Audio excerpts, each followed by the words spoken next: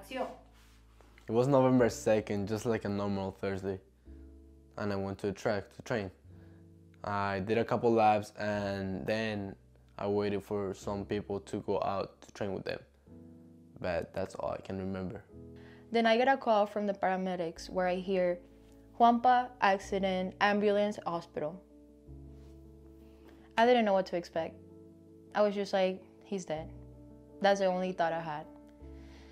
I started crying, I started screaming.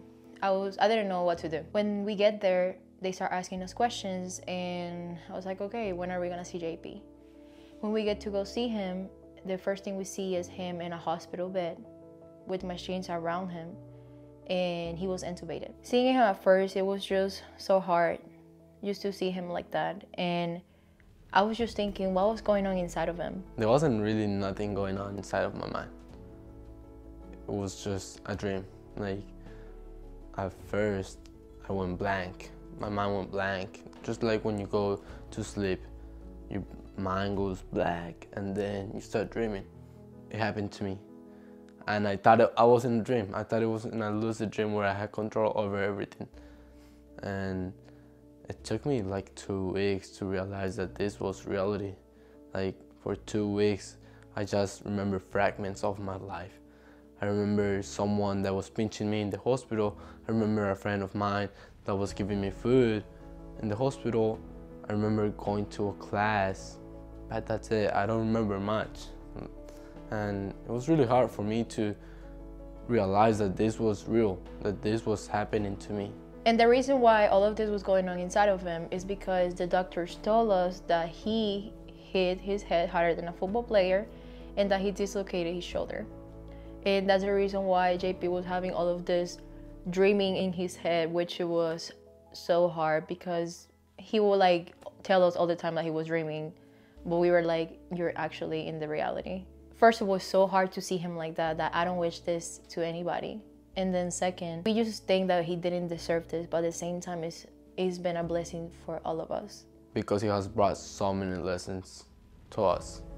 I wouldn't wish this to anyone either, but I wouldn't change this or anything else in my life because they shape who I am and they shape the people around me. So some of the lessons that this brought to my life was that living life to the fullest, being present, not thinking about the tomorrow or years after. Just live the present, live life to the fullest, doing everything you love, everything you like, with the people that you love. Be grateful for who you have around. And the reason why we're recording this video is for sending this message to y'all, sharing his story, and just to tell you to enjoy your life. Be grateful for who you have around and for what you have. And don't take any moment for granted, because you don't know if today you're gonna be alive and you're gonna be dead tomorrow. Life is gonna change in a blink of an eye. Anything can happen. So just live your dreams, live the life that you want without regrets. That when you're in that spot that it was, you're gonna have a lot of regrets. Why didn't I do this? Why didn't I do this? Why didn't I do this? I wish I would have. But if you live life every day like if it was your last day and last moment, you're gonna be so happy.